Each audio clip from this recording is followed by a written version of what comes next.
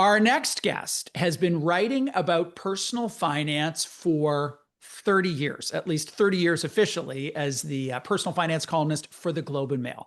Rob Carrick retired, and so his next chapter begins. And recently, he wrote this great piece about some of the money lessons that he learned in his job. He delivered those lessons at the Money Show, which is an investing convention, and he graciously said yes to our invitation to join us to talk about some of those lessons. Good to see you, Rob. Good to see you, Bruce. 30 years. What is the number one thing you have noticed in terms of the difference in your life that this new chapter has presented for you? More time to breathe. I was a busy man under my Globe schedule, had a lot of production to look after, and I was glad to do it. But retiring has allowed me to pivot to a point where I can still write about all the same things and still have the same dialogue with readers, but I could do it in a more relaxed way and enjoy myself a little bit more. And that's what I'm doing. Excellent. I'm going to be so interested to talk to you in a couple of years where you reflect on columns that you wrote, I don't know, like in your 40s, where you were opining about retirement and realizing where you were completely on base and where you were a little off base. Well, I know when I look back at my old stuff, I think, what was I thinking? Yeah, I'm learning lessons already as we speak. Yeah. Okay. Well, we're going to talk about a couple of the lessons. The two, you could argue, the first two that you wrote in this piece, you could argue are paradoxical. Some investors are too nervous, notably seniors, and some investors are too overconfident, notably young investors. Bring that to life here. What do you mean by those two, and do they really contradict each other? This is a 2025 story, Bruce. In February, March, markets crash, the trade war is on, and the level of panic I saw from seniors was epic. It exceeded the global financial crisis. And then, of course, markets snapped back. And I was thinking, wow, like people were saying, I'm going to sell out after a lifetime of investing. I'm going to sell my investments because I don't think I'm going to live long enough. I know stock markets come back, but I'm not going to live long enough. And I was thinking, well, if you lived 2 months, you would have seen the rebound. Yeah. It made me think people were really jangly, because we've seen previous disasters in the stock market, and I didn't feel as much fear as I did then. Okay, so flash forward to later in 2025, the markets are just chugging higher and higher and higher, record returns, double-digit annualized 5-year returns. We're running at like double the normal rate, and I can just see by the money flows that some people are too overconfident. I think young investors are very prominent in that group because they have been taught in the last while that whatever I invest in, it goes up. I mean, and I am very smart about investing because I'm hitting home runs all over the place. And they have not been challenged by a sustained bear market. When markets crashed in January, February, March, it was V-shaped. Boom, they came right back up again.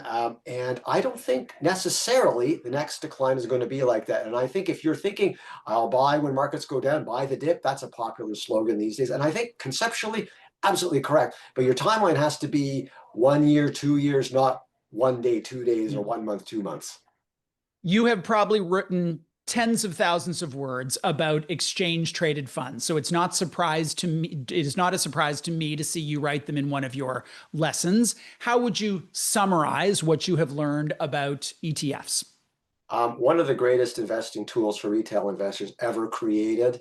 You get low cost diversification.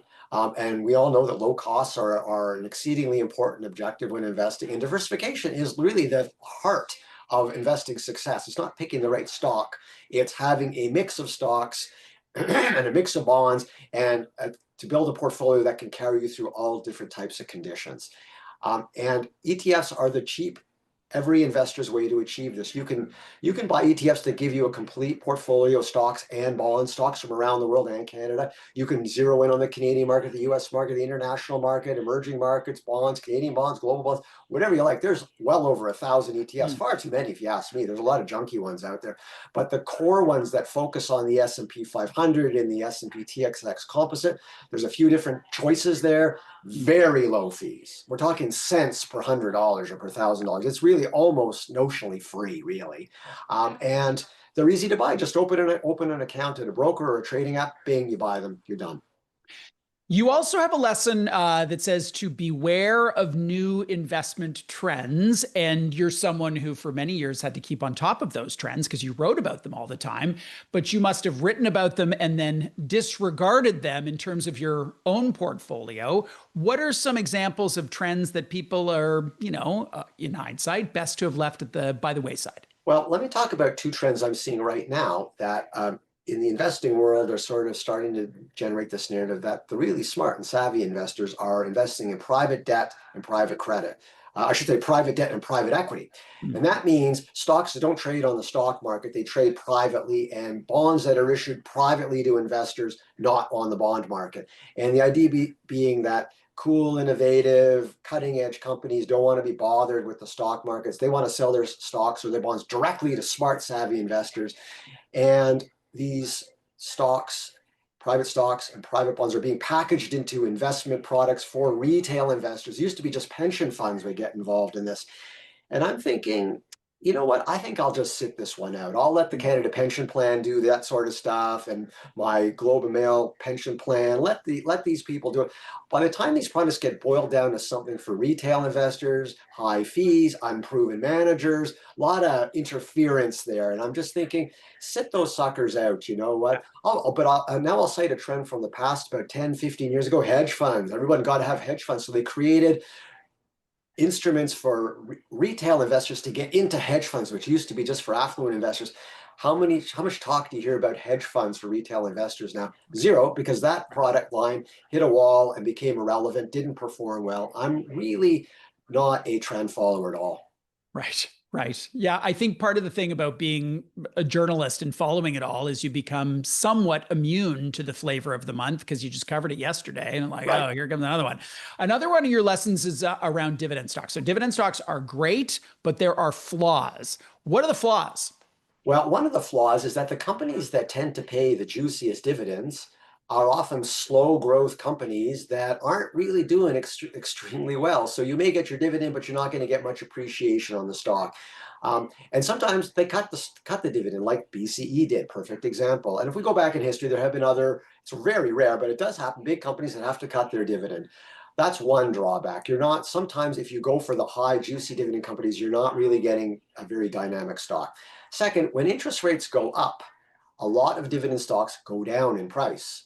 And that happened for a couple of years as interest rates were peaking. Now, a lot of those stocks have done well recently as interest rates started to taper down. But the next time there's a big economic expansion and interest rates go up, these stocks are going to get hit hard again. And sometimes that comes as a surprise to investors because they think dividend stocks are immune. They're so golden that nothing bad ever happens to them. And we now know that bad things can.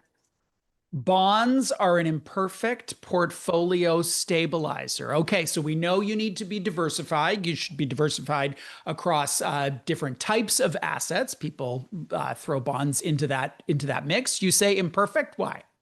Well, I think people should still own bonds, but we have to understand the limitations. When interest rates go up and inflation is high, it's not good for bonds. And we saw that a couple of years ago. We had a couple of really bad years for bonds. And if you go and you look at what the bond market has done over the past 5 years, it's barely broken even. We've just had a lot of bond market adversity. So it's not a perfect hedge against uncertainty. We actually had a couple of years back where both stocks and bonds went down.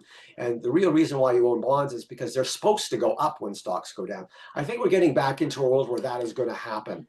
But I think we have to recognize that bonds aren't like a perfect bulletproof shield against global turmoil. If there's a recession, if the economy goes down hard, if the stock market tanks, I do think bonds will have your back. But we have to recognize that they're not perfect. You and I have both covered a lot of crashes or corrections over the course of our careers.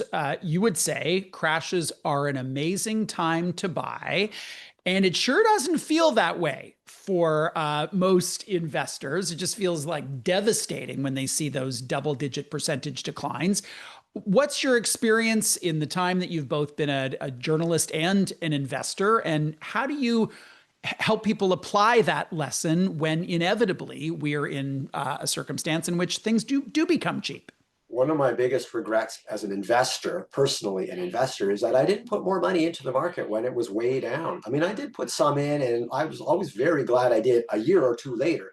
But it's inevitable that you're going to put some money in and you think I'm buying low, and then the market goes lower and you think I didn't buy low enough. Don't worry about that. You don't have to pick the right moment. If you've got a year or two or three or five, you are going to find that you are turbocharging your portfolio when you put money in when the market's well down. What can I tell people to make them do that? All I can say is that if you play the long game, then you are going to be extremely glad you did. You're going to hate yourself possibly in the days or months to follow, and then you're going to love that move a couple of years down the line. I'm here to tell you that this is a way to get gains that beat the market. Just buy at the market low. You're gonna have to really just force yourself to do it. You're not going to be thinking, oh, what a great moment to buy. It's not like going to the grocery store and bananas are on sale. You think I'm going to go and buy an extra big bunch because you know you're going to eat the bananas. This is an experience where you're buying something low and you think, what's wrong? Why is it down so much? It's going to go down more. The stock market is not over. It's never over. It always comes back. The stock market, this is the next lesson. The stock market is no place for money you need in the next 5 years. And I think you're kind of proving your point here with your preceding answer, because things can move very, very quickly and in the wrong direction. You know, we've seen markets go down like 30% in a couple of bad months. So what if that's your home down payment money? Or that's for your wedding, or that's for your sabbatical year, or for your MBA, or whatever you're working towards. I think if you need the money in 5 years, you have to keep it in savings. I mean, I think you have to be realistic. And when I say within 5 years, I don't mean exactly 5 years from now, but if it's possible, I may need to grab some of that money at any time in the next 5 years. You work too hard to make that money, and to have the stock market just grind it down by 30%. I don't think you want to run that risk. So take your 2% on your savings. That's still enough to just beat inflation and completely eliminate the risk of stocks. Stocks are for your long-term growth, where you know you're going to hold it up long enough that the up years are going to way overwhelm the down years. One last lesson I want to talk about. You say you could really use a financial planner. And while I agree with that sentiment, it quickly follows with the question, where do you find one that you can afford to pay that isn't going to take 2.3% if it's a mutual fund, or even 1% if it's fee only? That can amount to a lot of money. You know, the kind of financial planning that I find really resonates with people is a different model. It's where you pay a flat fee for the planning. Instead of having my investments managed and getting a financial plan on the side and paying that fee, and that could be 1% of your assets up to 2% if you have a mutual fund, find a planner. Maybe you could pay $1,000 for a quick assessment. Maybe it'd be $500. Maybe it'll be $5,000 if you want top to bottom with insurance and estate planning and all that stuff in there. You can create your own financial plan that you want and find a planner who can give it to you. I would just suggest a Google search for fee-only financial planning. And if you're stumped, you email me, robcarrickpf@gmail.com, and I will link you with a list of financial planners from coast to coast that was put together by a personal finance blogger many years ago. And I have probably sent that out 500 times in the past few years, because people really are interested in that. I pay for the plan and nothing else, and I decide how big the plan is and how much I can afford to pay. It really resonates. Really insightful. Rob, thank you both for this conversation and for a great, great 30-year run at the Globe. Thanks, Bruce. I appreciate an accomplished person such as you saying that. Thanks very much. Rob Carrick, former personal finance columnist at the Globe, now beginning his next chapter. He's not going anywhere, so we will pay lots of attention to what and where he writes next.